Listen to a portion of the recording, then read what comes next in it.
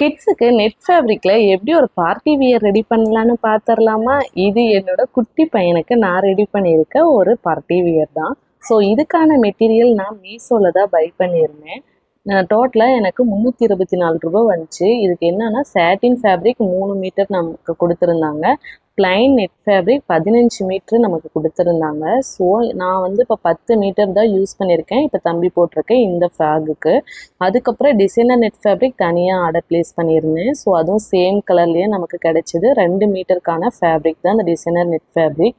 கிட்ஸுங்கிறதுனால இவ்வளோ ஃபேப்ரிக் நமக்கு யூஸ் ஆகலை. 1/4 மீட்டர் சம்திங் தான் அந்த யோக் பாட்டுக்கு மட்டும்தான் யூஸ் பண்ணியிருந்தோம். மெட்டீரியல்ஸ்லாம் கட் பண்ணி எடுத்துட்டு நம்ம யோக் பாட்டுக்கு டிசைனர் நெட் ஃபேப்ரிக் தான் யூஸ் பண்ணியிருக்கோம். ஸோ இது வந்து ஒரு ஸ்லீவ்லெஸ் தான். பேக் சைட் ஜிப் வச்சு கொடுத்தாச்சு.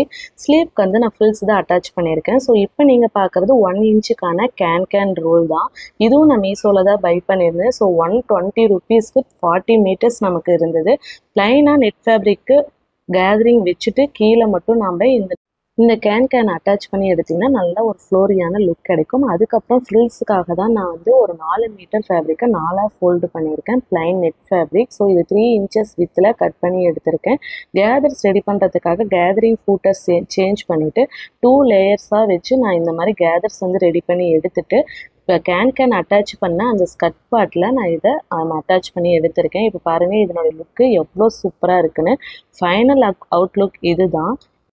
இந்த ட்ரெஸ் எப்படி இருக்குன்னு கண்டிப்பாக கமெண்ட்டில் சொல்லுங்கள். தேங்க்யூ.